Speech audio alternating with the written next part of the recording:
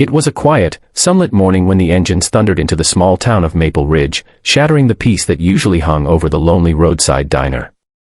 The rumble grew louder until the windows trembled, and every head turned as a group of bikers pulled into the gravel lot, their black leather jackets reflecting the sharp light. Among them was their leader, Rex Malone, a man whose name carried weight far beyond the rumbling of his Harley. His presence commanded silence. He was the kind of man who looked carved from stone, with eyes that spoke of 1,000 miles of roads and regrets. People whispered stories about him, some feared him, others respected him, but no one truly knew the men behind the scars and tattoos. If you believe that kindness can come from the most unexpected hearts, that everyone deserves a second chance, then please take a moment to like, comment, share, and subscribe to Kindness Corner, where real stories of compassion come alive. Inside the diner, the clinking of coffee cups faded as the bikers took their seats. The waitress, her name tag read Mara, moved quietly between tables, her smile polite but weary. She was young, maybe 30, with tired eyes that held the weight of too many sleepless nights. When she leaned forward to pour coffee, Rex noticed something beneath her attempt at cheer, a faint bruise near her jawline, half covered by foundation, the kind that no makeup could fully hide. It wasn't the first time he'd seen something like that. It stirred memories of his past, the kind of past that still haunted him when the nights grew too long. Mara worked in silence, keeping her eyes down. Her hands trembled slightly as she placed a plate before him. Rex's gaze lingered not with anger, but with concern. He didn't say a word, but inside, something shifted, a quiet fury mixed with an ache he hadn't felt in years. He saw himself in her fear. Years ago, he'd lost someone he loved to the same kind of pain, the kind no one spoke about, the kind hidden behind closed doors. That memory had been buried under layers of roughness, but now, standing before this bruised waitress, it clawed its way back to the surface. Outside, the sky turned gray, and the wind began to pick up dust from the lot. The other bikers laughed among themselves, but Rex wasn't listening. He watched as Mara slipped into the back kitchen, her shoulders slumped. He followed her with his eyes, noticing how she flinched when the manager barked an order from across the counter. The man was thick-set, with a mean look and eyes that burned with quiet cruelty. And in that moment, everything became clear to Rex.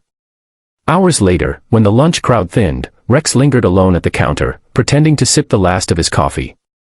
He watched the manager walk past Mara, bumping her shoulder hard enough to make her spill. She whispered an apology, but the man's response was sharp, venomous. Rex's jaw tightened. There was no mistaking it now, this wasn't just stress. It was fear.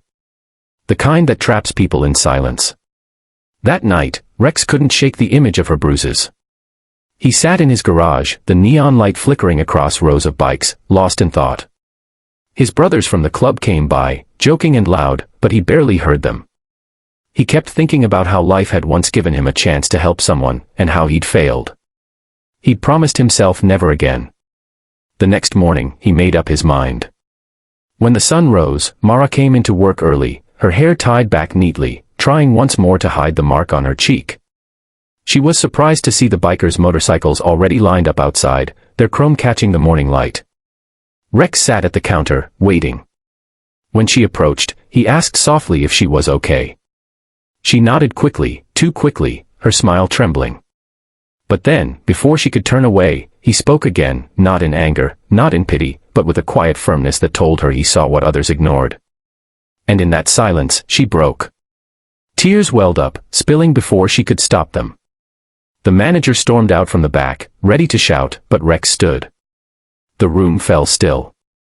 The bikers behind him straightened, their presence heavy and solid.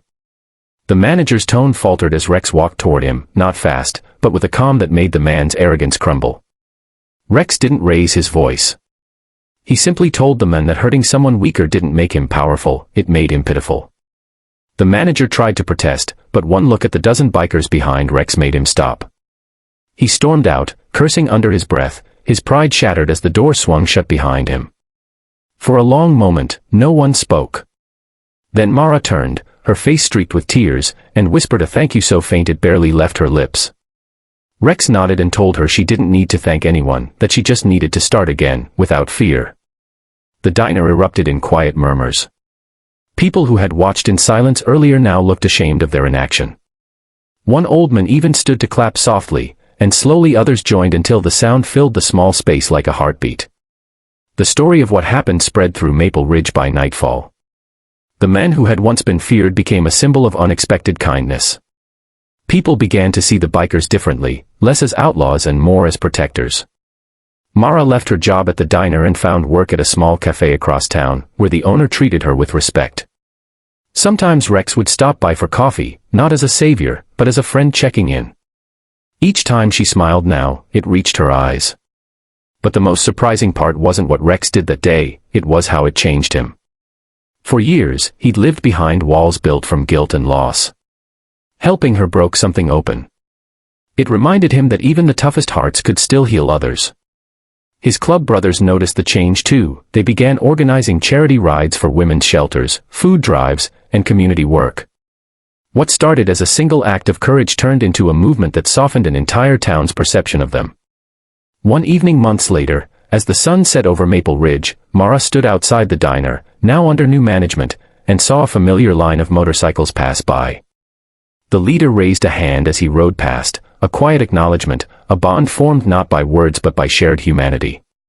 She smiled, her heart full, knowing that sometimes kindness doesn't come wrapped in gentle hands, it comes roaring in on two wheels, wearing leather, and a heart that has known pain. If this story touched your heart or reminded you that real strength lies in compassion, please don't forget to like, share, and subscribe to Kindness Corner, where we celebrate the goodness that still exists in this world.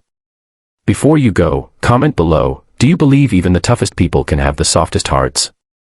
And as the last light faded behind the mountains, Maple Ridge remembered that day, not for the roar of engines, but for the silence that followed, when kindness finally spoke louder than fear.